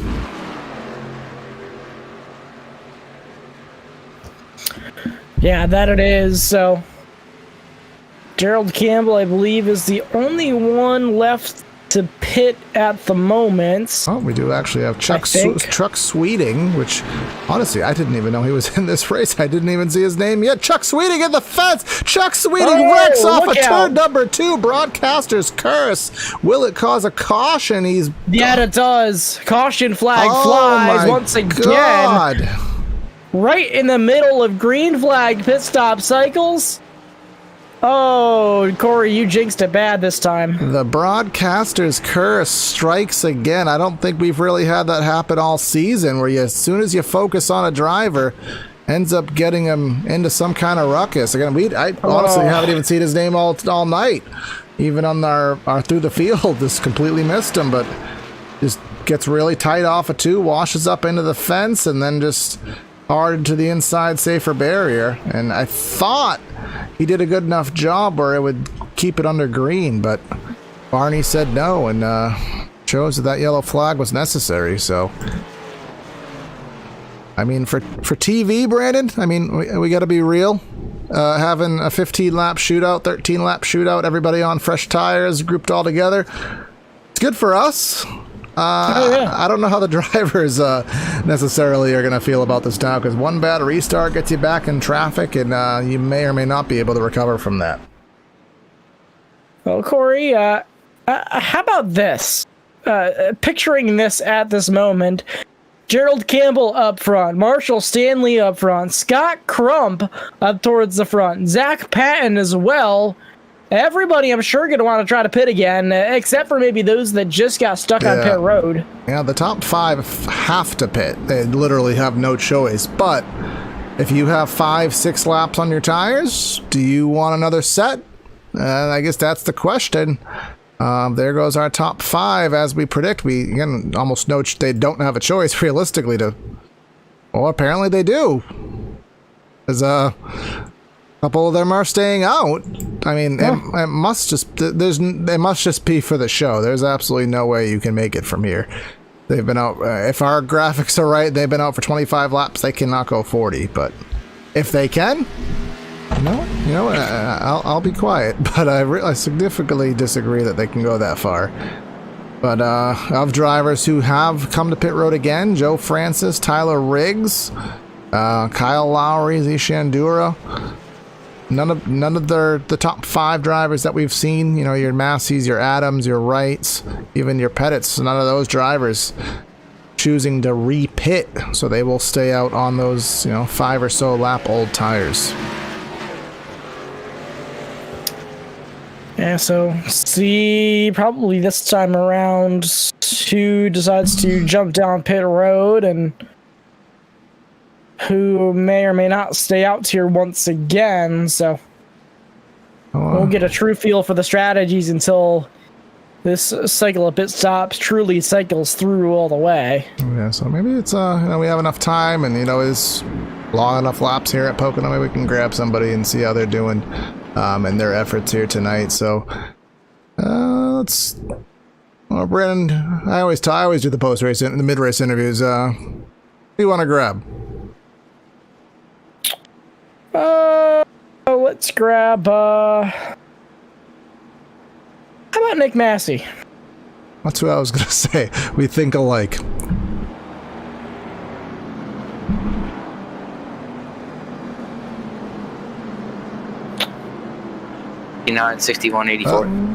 Oh, sorry.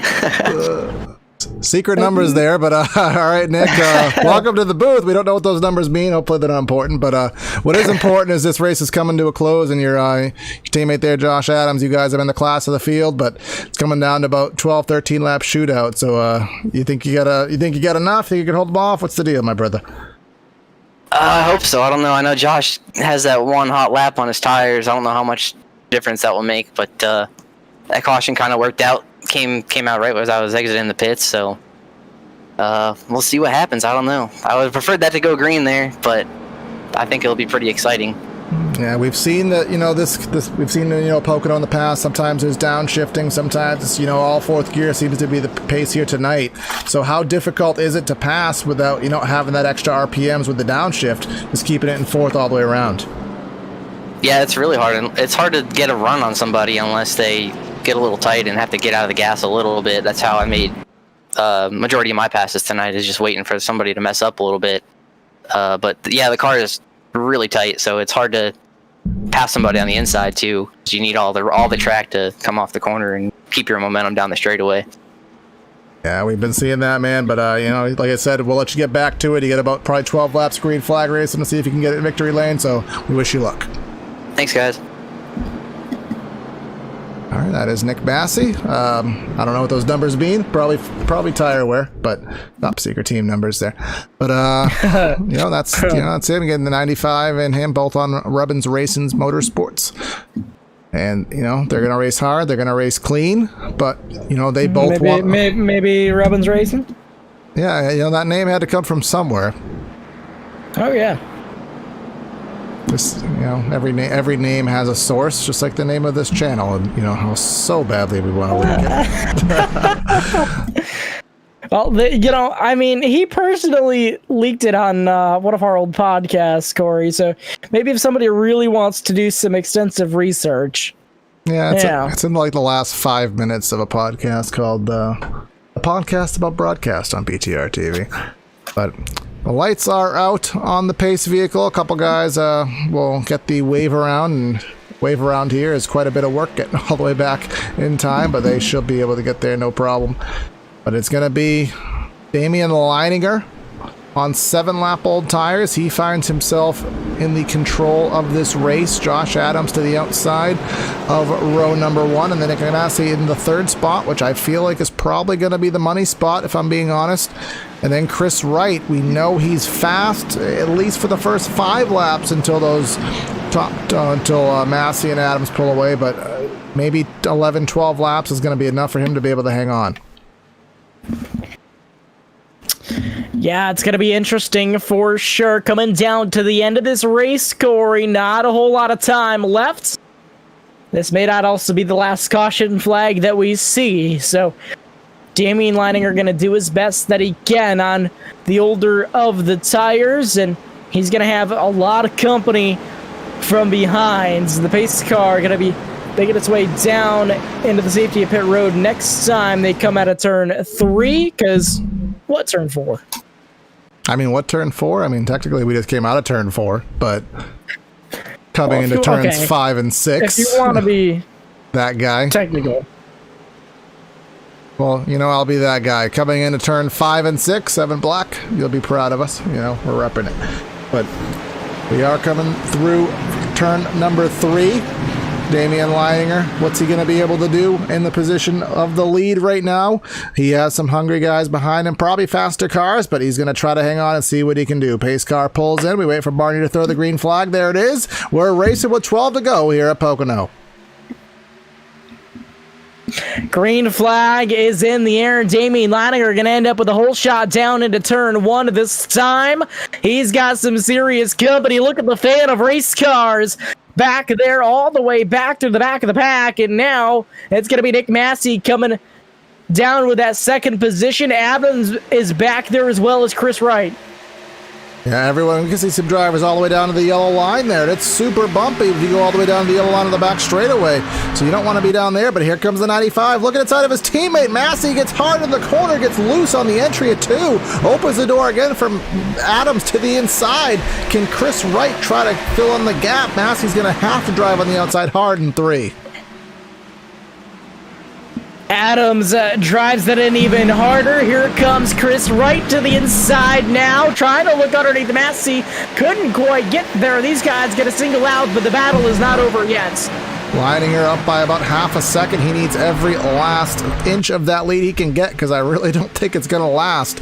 But we'll see. This is the best position. First time he's had clean air, and those Robbins Racing's teammates are going to be, you know, fighting with themselves, and that may just allow the 12 to sneak out far enough. So we will have to see in roughly 15 minutes time here as this race is coming to a close. Do still have 23 drivers on the lead lap.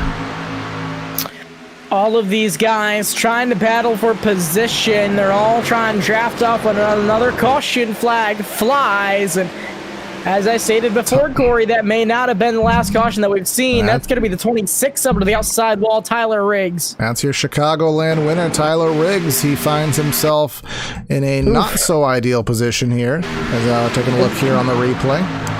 Looked like contact down there into turn 2.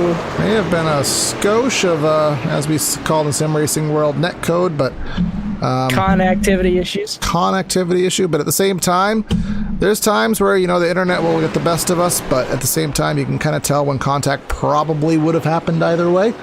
And I do kind of want to say that it probably would have happened either way there, but regardless, 26 goes around with some light contact in the fence, puts him 23rd in the running order, and again, pretty much every driver who's on the track now is on the lead lap for the most part.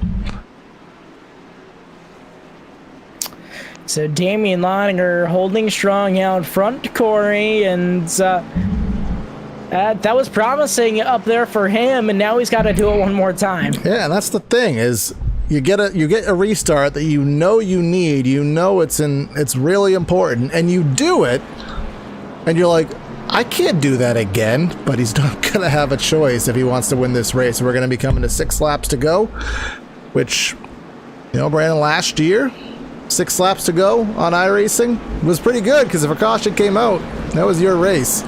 6 laps to go doesn't mean anything anymore, because we do have green-white checkers, so this race far from over, and it's going to be interesting. We know he can do it for 1 restart. Can he do it for 2, maybe 3? To be determined. Yeah, you know, obviously the action is not over yet. The one thing we're not sure of is if the cautions are over yet. We see a couple of cars coming down pit road, but all of the leaders stay out, is no surprise. Well, let's see, Brandon. We do have Leininger. Yeah, we do have his radio channel, so we're going to bring him up here and give him a little bit of warning that we're going to talk to him, and maybe can have a little chat with him and see what he thinks here leading this race.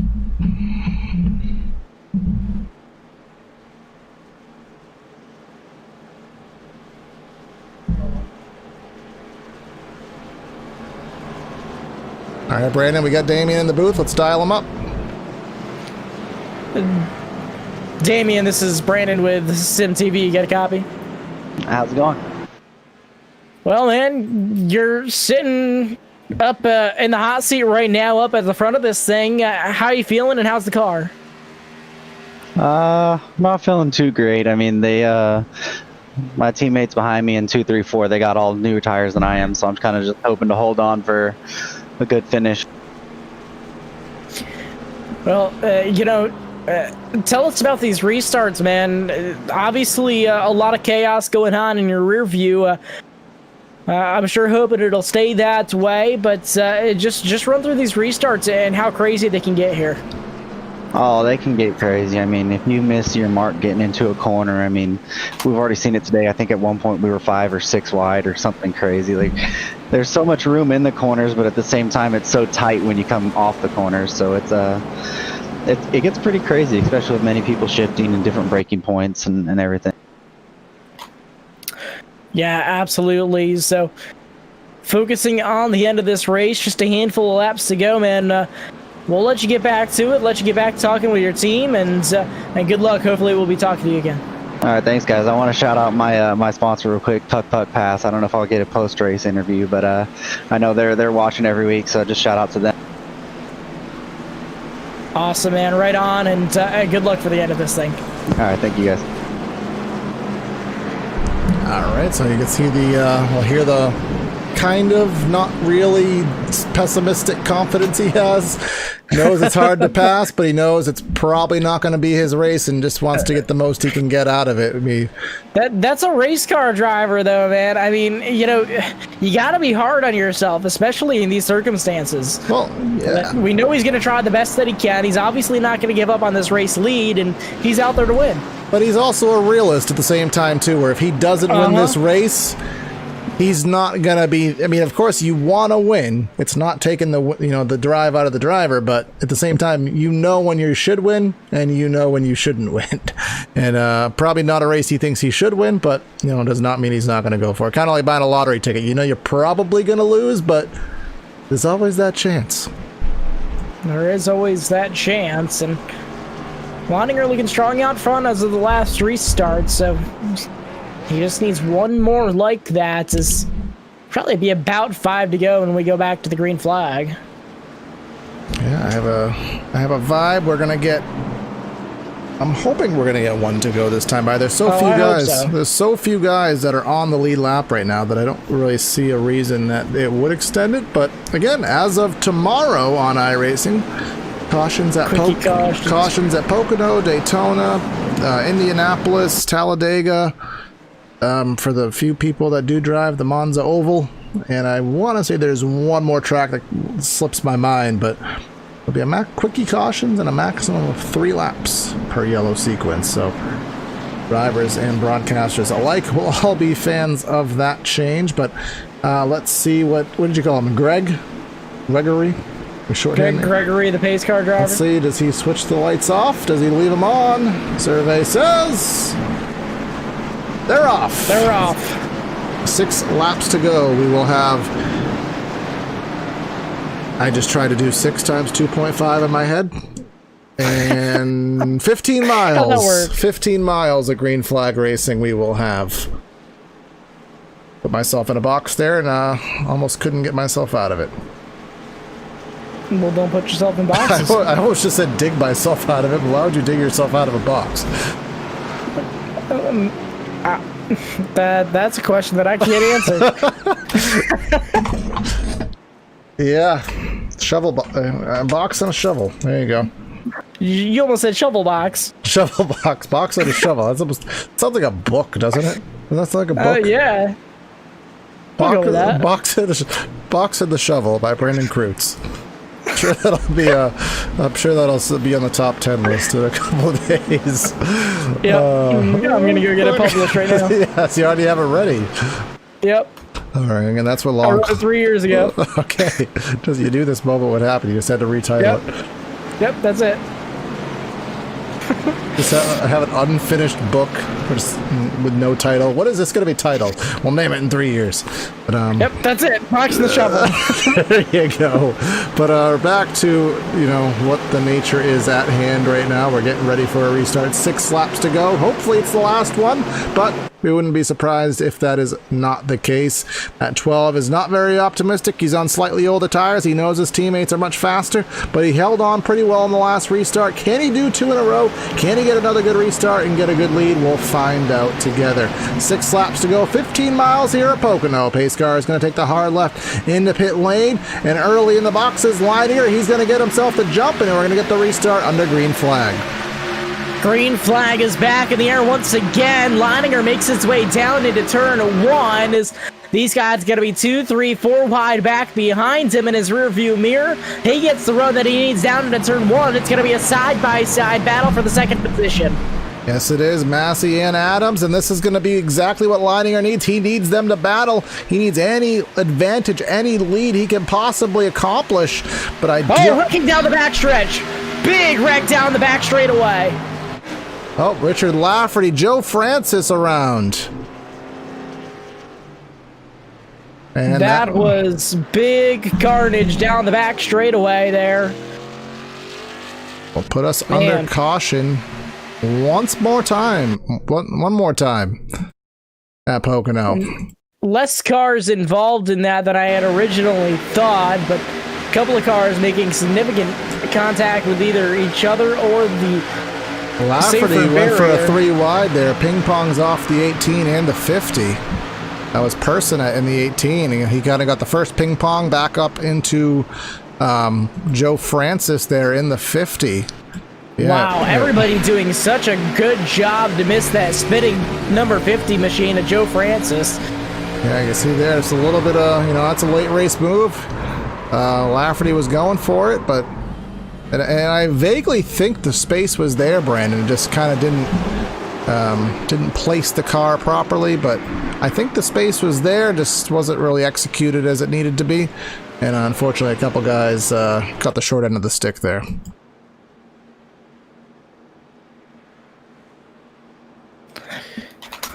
It'll put us under caution, and I do think, we're on 5 to go. I think, and I'll let you validate, Brandon, because you can kind of see the in-race, race control a little bit better than I can. Should put us into green-white checker territory. Yeah, this will put us into green-white checker territory. We're, I think, right at 5 to go, so this will technically be an attempt at a green-white checker off of this restart, and well, Damien has to do it one more time, Corey, and the stars have to aligning her. Oh my goodness.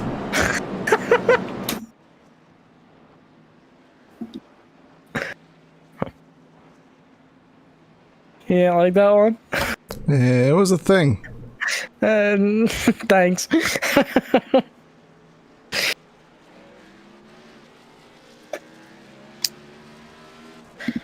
So these guys, think hoping this thing will go green to the end, but again, things get so hectic here on these restarts and 3, 4, 5 wide racing at times around this Pocono Raceway. This is where we see the best racing around this place. Not to count out the racing that we see pretty much all night long. It just over the long runs, these guys have been putting on a really good show all night. It's just, this is where we see the battles really progress, is on the short runs here. It's so hard to keep a battle going consistently all throughout a entire run, and these are what these guys need, especially, maybe latter half of the top 5. I see a Lowry back there. I see a couple other guys back there. Just, this is their opportunity to try to get themselves even more positions. Kenny Lowry's been kind of floating around the top 10 all night, now up within the top 5, and the opportunity he needs to gain position just relies on the guys in front of him battling and just trying to gain any position that he can. So, and will be interesting for sure. And It's going to be Damian Leininger again leading these guys to the green flag. He had a great couple of restarts the last time around. Just has to keep mixing up these restarts, and where he is restarting, you can't have the same one every single time. You can't be predictable as far as your restarts go, so has to mix it up one more time, has to try to get that jump, and that's going to be the key to him being able to stay out front of this thing. Yes, it will. As I had to run away for a brief moment, but I am back, and lights do remain on the pace car, so we will most certainly be extended into not just a standard green-white checker, but we will actually be physically extending race distance with 71 laps in this race. So lights still on. Though we wish Gregory would shut them off and we can go racing. All right, I don't know if we want to bother anybody on 2 laps to go, but I think we let these guys focus on these final laps of their team. We'll kind of give a little synopsis of what's to come here in ERSCA. So next week, as of June 8th, we do head to the Darlington Raceway. Obviously spent a lot of time there in the real world a few weeks ago, but we will head there virtually be a good show, though. For the Belly Up Sports Southern 200. And then we will go to the Las Vegas Motor Speedway. Should actually be a pretty good race, too. Las Vegas puts on a good show. I don't know if this name is going to stand in today's new date time, but Black Flag Matter 200.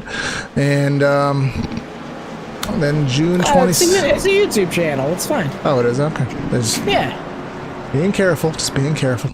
And then on June 22nd, we do head to the North Wilkesboro Raceway, or Speedway rather, for the Hot Lap Podcast 200. That would be the regular season finale, leading us into the playoffs, which encompasses the Texas Motor Speedway, which I don't think, Brandon, we've actually covered a race on the new, I haven't anyways, on the new configuration in Texas. I think I've covered a whole single race on the new configuration in my time. I haven't done an Xfinity car, which is much different than a Cup car. Cup cars are a little bit stale. I have not done an Xfinity car there. Cup cars are a little bit stale, but the Xfinity car will be a pretty interesting race there with the actual, driving the car a little bit more advanced as the lights will turn off, thank the Lord. Then we head to the Richmond Raceway for round number 2 of the playoffs. The wild card round at Talladega for the Belly Up Sports 200. And then my favorite track in the world, may have to take a stab at trying to drive and have somebody else cover the race. We head to Martinsville, hopefully under the lights. And then we wrap up the season for the Pristine Auction 200 at Atlanta on the 31st of August.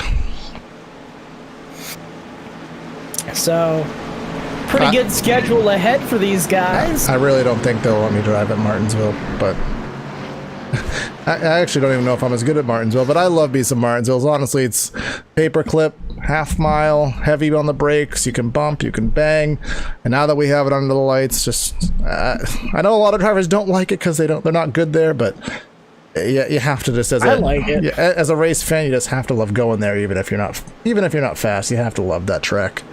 Oh yeah. Pocono Raceway, 2 laps to go. We know we've seen some hectic restarts, and can Damian Leininger, he's hung on for 2 restarts. He needs to hang on for 1 more. We do have 2 opportunities at a green-white checker per series rules, so technically this may not be over, but one would lean to believe that it probably will be after this restart. Let's see what happens. Brandon, get us going. So, the iRacing official pace car, driven by Gregory, going to be making its way down into the safety of pit road this time around. Damian Leininger needs to have a good start early in the box once again. He gets the jump on the rest of the field that time again. A good restart for the 12, but it's going to be side-by-side battling once again back behind him. Now, what do you do if you're in second? Do you want to go for the win, or do you want to battle for second? Because if you want to go for the win, you guys can't waste too much time side by side. It's going to get Leininger get too much of a gap. But those Robots Racing teammates, they're nearly going to take up that name seriously. They're off of 2. Here comes Chris Wright, 3 wide. Look at him blocking all the way down to the apron. Nick Massey throwing a big block and still couldn't quite make it work. 24 is going to be underneath them, trying to fight for that third position now, trying to get himself into position of battle, and around goes the 31. Caution flag flies once again. We're not done. We are not done. And I can't say I didn't expect it, Corey. These restarts are so hectic here. Yeah, they are. So we will, yeah, I know it started roughly with the 31 of Gerald Campbell. He was the first one I saw sideways. So we'll, Kenny Lowry, I brought him up while you were away, Corey.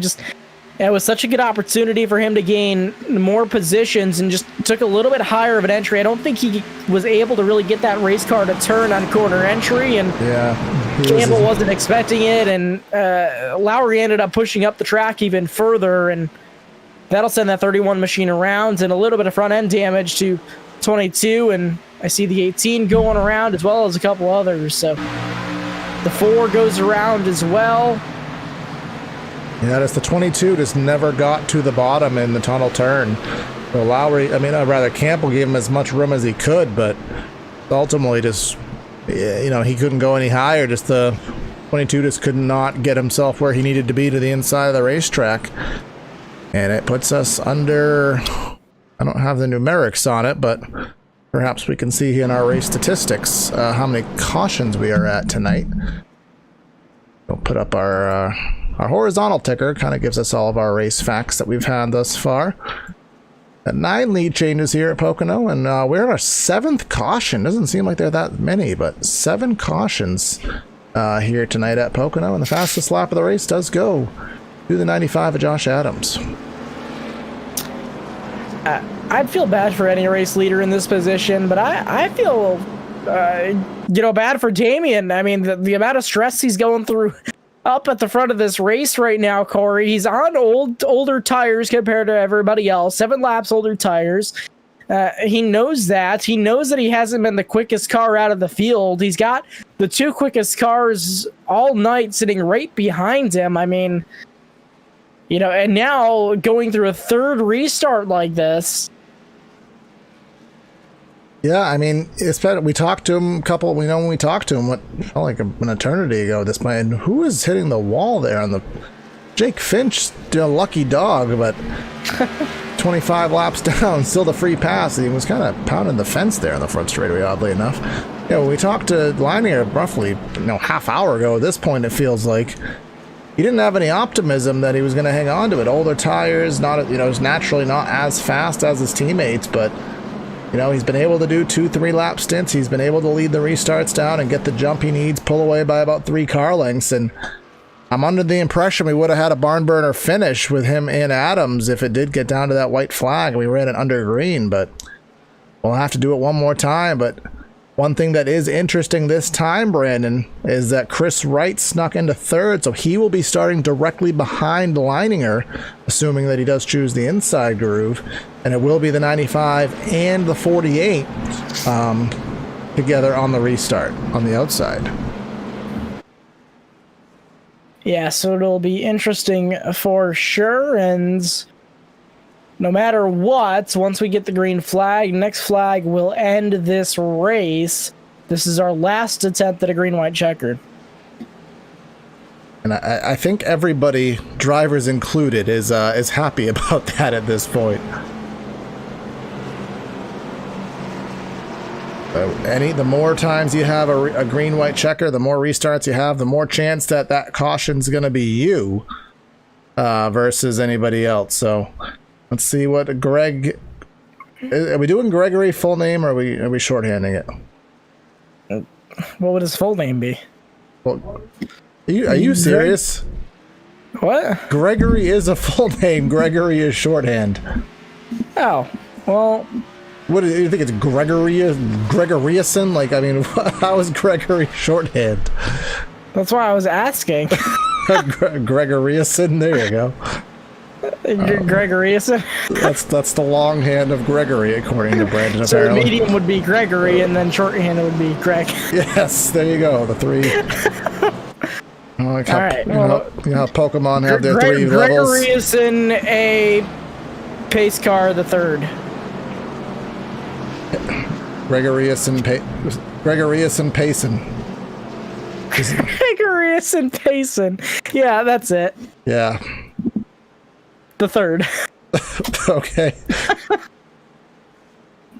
So are they? So is Barney and Greg brothers then? So is it Barney Payson in the flag stand then? No, that's Barney Wavin. Yeah, that's Barney Wavin. There you go. And this is what cautions do to you. Again, this is what long cautions do to you. Yeah. So again, just referencing just a couple of quick things. We obviously been talking about Adams and Massey, the points leaders. We have to go back and remember what happened very, very early in the race, where we did lose Tate Lytle very early in the race off of an incident on the front straightaway. So that is going to put a wrench in the point standings, because he's second and he's going to end up finishing 31st on the evening. Scott Crump, he's been doing a bang-up job given what he has to work with that damaged machine. We didn't catch the wreck live, but we do know he had an incident early in the race, and he runs about 20th or so if it stretches out green, but on short stints he's able to kind of hang in the middle of the top 10, so he finds himself in 14th right now. So I'm not sure if he will be the points leader afterwards. Probably not, unless something big shakes up front. But it will be interesting to see how that shakes out. Damian Leininger 5th in the points now with no wins, so this would be clutch for him, getting that extra playoff bonus, having the wins carrying in. So he's going to try to get that, but he's going to have his competition, and can he nail one more restart and 2 laps of green flag racing? Stay tuned on the next episode of. Well, actually, if we do have a caution, we are just going to end this thing completely under the yellow. So technically, if a caution does come out on this 2 to go sequence, the race is over. However, if we do take the white flag, it does not matter what happens on that white flag lap. This will be, we will race to the checker. Barney puts the flag away on the white flag lap. And he only has that checker in his hand. He's got to be ready with the checker, man. But here we come through the chute here at Pocono, as I believe it to be called, the short straightaway in between turn 2 and 3. And we are heading into the tunnel turn for hopefully officially the last restart of the evening. Can Leininger get the win? Or will it be Adams? Will it be Massey? Will it be Wright? Or will it be somebody else? Let's find out together. Coming off of the final corner here, pace car will take this final corner into pit lane, and he will unleash the field for the final time tonight. Green flag is in the air. Here comes Leininger. Let's see if he can get it. Leininger didn't get quite as good of a jump as he had before. This time down into turn 1. It's going to be a side-by-side battle now for the second position. Leininger manages to clear for the lead. Chris Wright trying to battle it out. Leininger, look out. Here comes Chris Wright. Contact with a 95. Around he goes. Caution flag is out. Big wreck with your leaders. One car almost up and over. That's Chris Wright. And that's your race right there. Remember, 2 attempts at a green-white checker, so we will end this under the caution flag. I'll have Brandon 100% confirm that, but... We did end this. We are going to end this thing under the caution flag, and as long as Leininger can make it under caution, he will be your race winner. And talk about a big carnage of a wreck on the out of turn 1, Corey. Yeah, trying to find it here on the replay, so bear with me, trying to get the best shot of it as I can. We do have it on the screen here. We're going to go up to our blimp cam.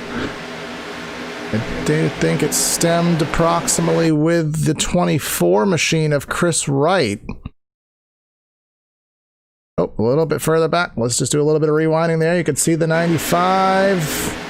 Now the 95, I thought it was the 24 that caused a little bit of incident there, but looking at it on the replay, it actually seemed to be the other way around. Let's just get a second look at it. A little bit of contact. Oh, there was contact there in the middle of the corner between the two of them. I mean, you weren't supposed to see that. A little bit of contact there between the two of them in the middle of the corner, and that actually did lead. Adams went for quite the ride, by the way. Up and over, barrel rolling. Yeah, and Wright didn't have an easy ride himself. But yeah, you can see here, oh my goodness, look at him. Almost over, up and almost out of the racetrack. Does bounce back into the field there. Man, oh man. But that will be the race. You did see a snippet very quickly of my virtual in-car that it's still a beta work in progress, but I did accidentally click it, so it did show up for a brief moment. But this... Oh, they got to see your pretty face, Corey. Yeah, they did. But Leininger will come through corner number 3/6 for the final time, and in improbable fashion, if you talk to him, he didn't think this was going to happen, but it did. Damian Leininger is going to take the win here at Pocono by being the restart master and staying out on the old tires. I'm sure a very happy Damian Leininger. And then Nick Massey, Adam Pettit ends up getting third, and then Robert Hill Jr. and Patrick Gaspar, your top 10. Johnny Thomas gets the 6th. Brian Dorsey, Gerald Campbell, Scott Crump gets the top 10, and Joe Francis somehow pulls out a top 10 with all the spins he had here tonight. So again, congratulations go to Damian Leininger for his win here tonight.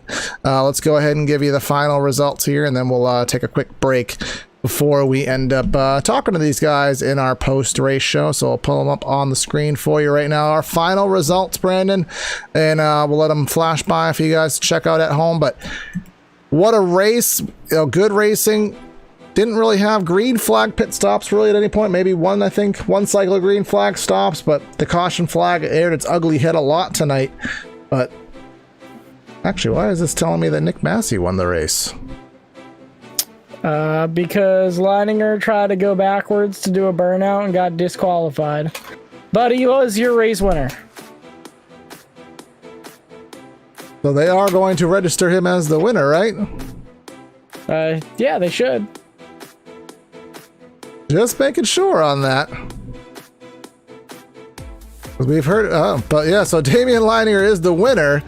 Again, you do have to wait for everyone to pass the start-finish line, Damian, before you start having that kind of fun. But let's get these guys ready in the waiting room, Brandon, and get this. We are running a little bit long here tonight because of all the cautions, so we will do our best, and we'll be back in about 2 minutes' time for the post-race show. So please stay with us.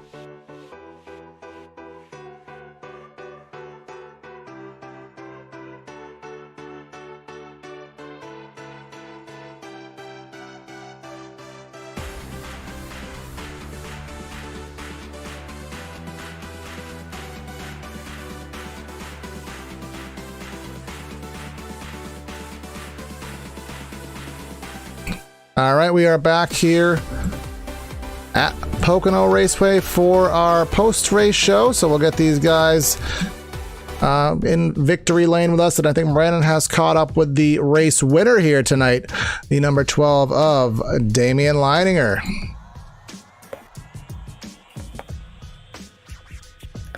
So he is out of the race car now. Your race winner Damian Leininger. And Damian, man, you come home with a race win tonight. How you feeling? Man, I'm pumped. I can imagine. So you had 7-lap older tires than the guys behind you. You know they were going to be fast, and you managed to hold them off. You were looking strong out there, whether we had cautions or not. You were looking to have a really good run, even for the first attempt at that restart, man. How was the race car feeling? It was feeling. I wasn't too confident. I was struggling pretty bad in practice and stuff, and I didn't think I really had anything. And sort of just as the race started to happen, and I ended up finding some speed somehow, and then just happened to have those cautions fall my way, and have my teammates right there behind me to not push me too bad. He tried to burn the house down, and unfortunately got rudely interrupted by Barney giving you the black flag, but you are being scored by league officials as the race winner, man. Is there anybody that you'd like to thank or give a shout out to before we let you go tonight? Yeah, I just need to thank Puck Pass. They've been, they came on without really knowing who I was and everything, and they've been a big support behind me. Be Your Own Hero, Brave Like Wyatt. Those guys, in Wingman Sports, they've been amazing for our team, Revens Racing Motorsports. I got to thank Johnny at ERSCA, everybody putting this thing on. I got to thank everybody that tuned into either my stream or your guys' broadcast. I decided to do an in-car stream for the first time today. I guess it worked out pretty well, so I guess I got to start doing it from now on. I would, man. I think that's good luck for you, and congratulations out there, and hopefully we'll be talking to you again on the podium in the near future. Thanks, guys. All right, so we have our second place finisher, Nick Massey, who's legally being registered as the winner, but not so much the case, as we will bring him into the booth with us. Actually, he already snuck in. He's here. So Nick, you're legally scored as the winner. Unfortunately, second's going to be the case, but multiple restarts there. Damian just was able to get those restarts. What did you need to get by him there? How many more laps do you think you would have needed under green? I don't know. It was really tough to pass, and I know Damian had 4 laps on his tires, more than me, Josh, and Chris. But it just wouldn't go green. I don't even think we got a full lap in there the last 10 laps. We were just pacing under yellow, unfortunately. But I'm sick of finishing second and third, man. I'd like to get Wingman and Brave Like Wyatt here in Victory Lane. Haven't done it yet, but it's coming. I'm having some good runs and stuff like that, but it was a good race. It was a lot of fun. Yeah, I know Richmond was a long time ago, man. Last win all the way back in early March, but we got a couple races coming up soon. We got Darlington, Vegas, and then we head to the brand new North Wilkesboro Speedway. So of those 3 tracks, where do you think the best chances for that 48 to get in Victory Lane? I'm looking forward to Darlington for sure, and North Wilkesboro. I love the short tracks; they're a lot of fun. So hopefully I haven't raced there yet. Actually, I haven't bought the track yet, so I got to get some laps in there. But those should be a lot of fun. I'm looking forward to it. Yeah, well, Wilkesboro is going to be a good track for you, man. Up and down straightaways, a lot of bumps, multi-groove race, and you're going to have some fun there. So we'll be watching. Good luck, and who do you want to give a shout out to? Yeah, definitely want to give a shout out to Wingman Sports and Brave Like Wyatt. Unfortunately, couldn't bring it home. But hopefully you got some more good runs coming. Thanks to my teammates as well there, Josh, Chris, Damian, and Brandon. It was a lot of fun. We almost got the 1 through 4 there, but had a little incident there on the last lap, but it was a lot of fun. Yeah, it's a little bit there, but congrats again, man, and we'll be talking to you soon. Yeah, thanks, guys. Have a good one.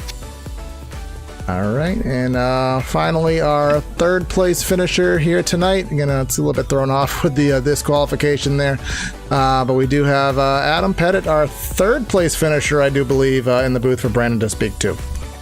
Yeah, down with Adam on pit road. You come home with a third place finish, man. How you feeling after tonight? Very thankful. It was a wild one there on the last lap there. Yeah, it was. The last couple attempts at those restarts, man, and you come home with the third place finish. You managed to miss the mayhem there down on the Long Pond straightaway, down the back straightaway here at Pocono, the last lap, or the last restart, I should say. And how was the car feeling all night? You know, we saw you kind of lurking up towards within the top 5 and the top 10 all night. How was the car feeling for you? The car was feeling great. Just my inexperience here. I hadn't put a lap on this track until tonight's practice, so to come away and to run where I did, I will take that as like a win. But I mean, I was able to, you know, the longer I ran, the more I, you know, was kind of understanding of the track and braking points and stuff like that. So, you know, I just didn't have the short run speed. I didn't know how to push the car, what it could do, what it couldn't do, and I just knew that I didn't want to push it too hard and end up in the wall because, you know, turn 2 there was a lot of people bouncing during practice, including myself. So I just kind of waited until you know, the long runs kind of started. That's when I was up there about that, you know, 4th, 5th area, and then at the end, and I'm sure you guys saw there during those restarts, I kept losing spots, but thank goodness for that big wreck. So it'll definitely be a good points day. Hopefully it'll help you know, vault me up a little bit closer to those playoffs, and we'll go from there. Well, obviously coming home with a podium finish tonight. Is there anybody that you'd like to thank or shout out to here tonight, Adam? Yeah, I'd like to give a shout out to my teammates, Marshall Stanley and Sean Dice. And then I'd also like to give out a big shout out to my wife. Obviously, this takes a lot of time, as everyone knows, and she's understanding and allowing me to do this. So shout out to my wife. Love you, dear.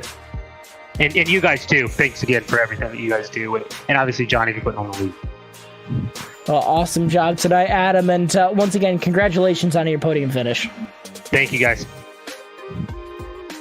So, Corey, that's gonna about wrap it up for us here tonight. Yep, that's a broadcast for us. Again, a wild one here at Pocono. A lot more cautions than we would expect, a lot more calamity than we expect at the Tricky Triangle. But Damian Leininger with the win officially, even though the scoring pylon does say different. We'll pull up the results one more time, but again, next week we will catch you guys at the Darlington Raceway, followed by the Las Vegas Motor Speedway, then followed by North Wilkesboro, wrapping up the regular season. So you'll want to stay tuned to SimTV, like, subscribe if you haven't already. Check out the SimTV store on simtvbroadcasting.com to help Kyle and Finian out to grow the channel and, you know, take them to the next level, as they already have been. You know, only further levels to go, and they appreciate all of the help. But Corey and Brandon here tonight on Monday night, signing out of the booth. Have a great night, everyone, and we'll catch you next time. Have a great night. We'll catch you next time.